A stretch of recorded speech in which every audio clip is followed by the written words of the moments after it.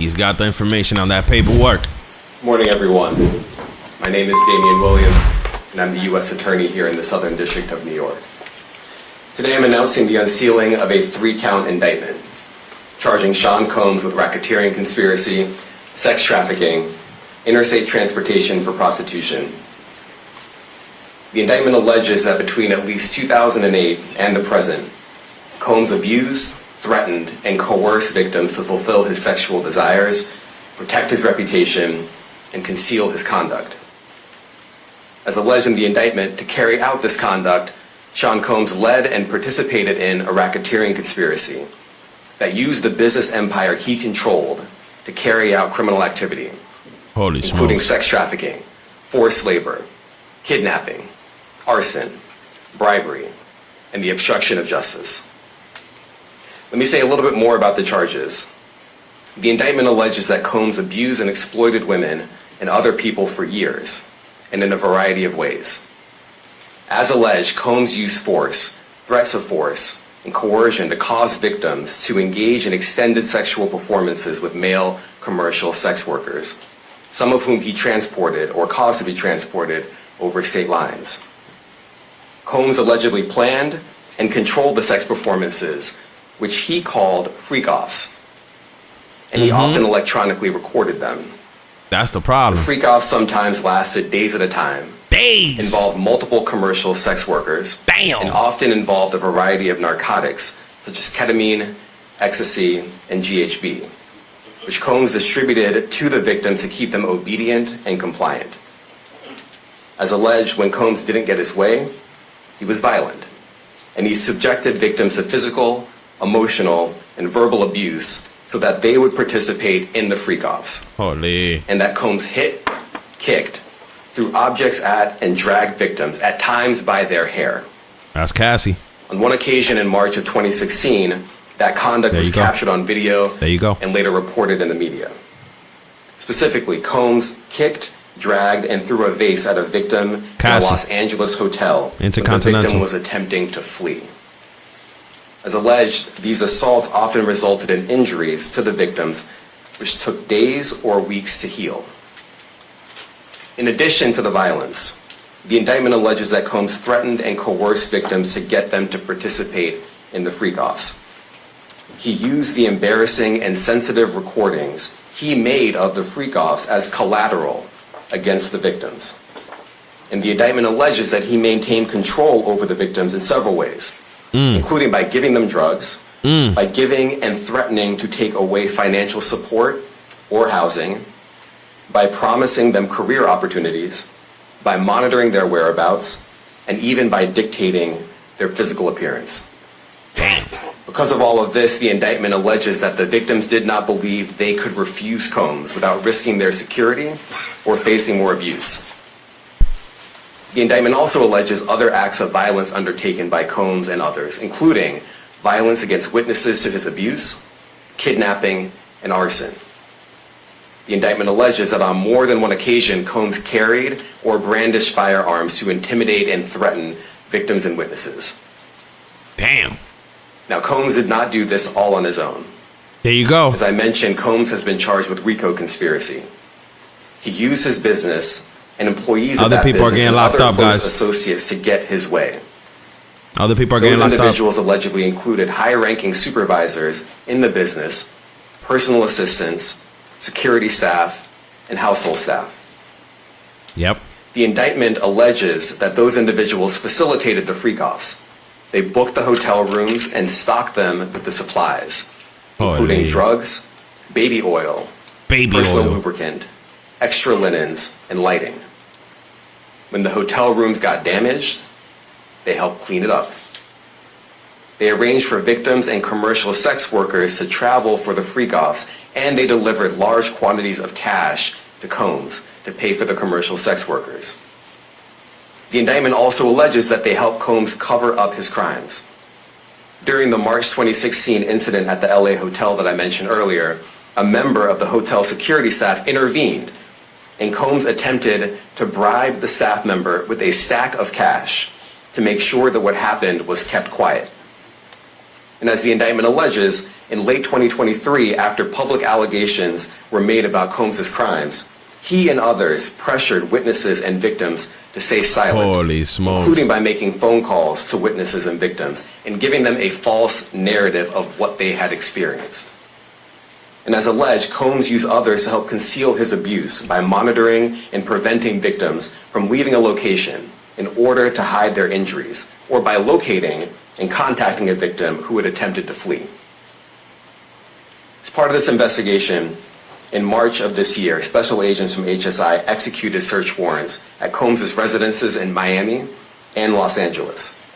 They also executed a warrant for Combs's electronic devices. During those searches, agents seized evidence of the crimes charged in this indictment. They seized firearms and ammunition, including 3 defaced AR-15s and a large capacity that's gonna drum be a problem. magazine. They also seized evidence of the freak-offs, electronic devices that contain images and videos of the freak-offs with multiple victims. And they seized cases and cases of the kinds of personal lubricant and baby oil that Combs' staff allegedly used to stock hotel rooms for the freak-offs, more than 1,000 bottles altogether. Nah. Here are some of the items that we recovered during the searches. So now they're going to show us, obviously, the guns. As you can see here, this is a drum magazine, large capacity, and it contains, I believe, 59 rounds. I mentioned as well that we recovered 3 AR-15s. This is a close-up shot of one of the AR-15s, and you can see right here, the serial number has been thoroughly defaced. Another picture of more ammunition and parts of 2 AR-15s right there. Now, I want to be clear about 2 things. First, this office is determined to investigate and prosecute anyone who engages in sex trafficking, no matter how powerful or wealthy or famous you may be. No one should doubt our commitment on that. A year ago, Sean Combs stood in Times Square and was handed a key to New York City. Today, he's been indicted and will face justice in the Southern District of New York. Second, we are not done. This investigation is ongoing, and I encourage anyone with information about this case to come forward and to do it quickly. Anyone with information can call 1-877-4HSI-TIP. I want to express my deep appreciation for the victims and witnesses who have used their voices and helped bring this criminal conduct to light. We would not be here without them. I also want to thank the dedicated case agents on the HSI Trafficking in Person Squad in New York. They have been with us since day one and have worked tirelessly on this investigation. They will continue to be invaluable partners to us. I also want to thank the incredible agents and analysts from SCNY who have also provided tremendous assistance on this case. I'm deeply grateful for their continued work. And finally, I want to thank the outstanding career prosecutors from SCNY who are handling this case. Meredith Foster, Emily Johnson, Chrissy Slavic, Madison Smizer, and Mitzi Steiner, and their supervisors, Jamie Backleiter and Jacqueline Kelly. They are members of the Civil Rights Unit in our criminal division. We created the Civil Rights Unit when I became U.S. Attorney. I'm deeply proud of their work on this and so many other cases. I'll now take some questions. Eric Katursky, ABC. Thanks, Dave. Damian, thanks. The indictment describes aggressive, open, violent, hedonistic abuse that you say was recurrent and widely known. Why did it take law enforcement so long to intervene? How many women were victimized by Sean Combs, and how many others were involved? Look, our investigation is ongoing.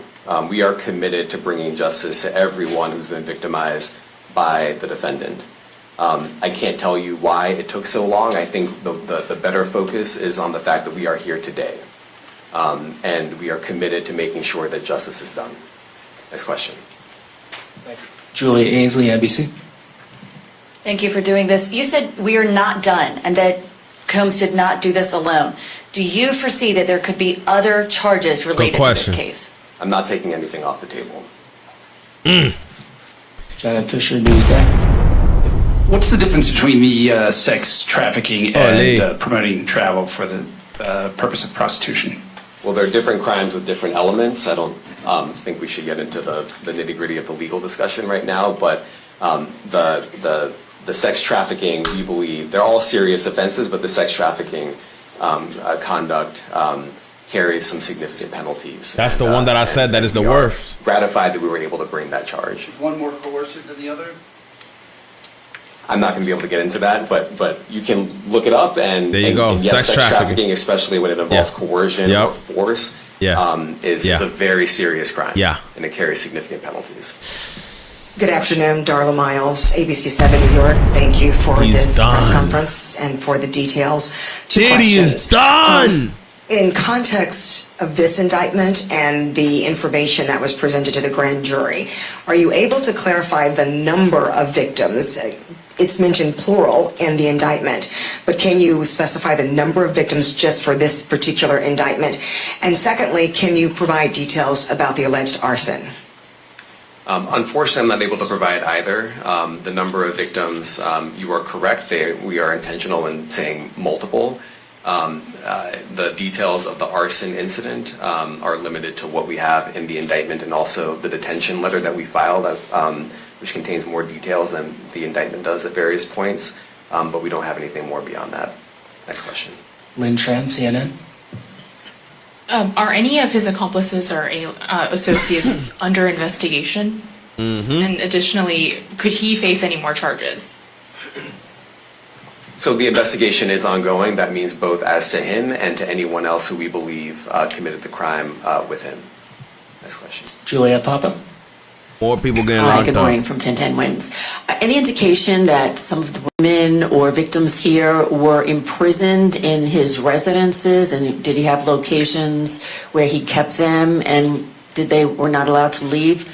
And also, he's indicted here, although there were searches and raids in LA, Miami. Why in New York? Well, I'm biased. I'm the U.S. Attorney in the Southern District of New York. I think that we have an outstanding track record of bringing some of the most impactful, sprawling, complex, difficult sex trafficking, human trafficking, labor trafficking, you name it. The Southern District of New York can do it, and so we're very proud of that.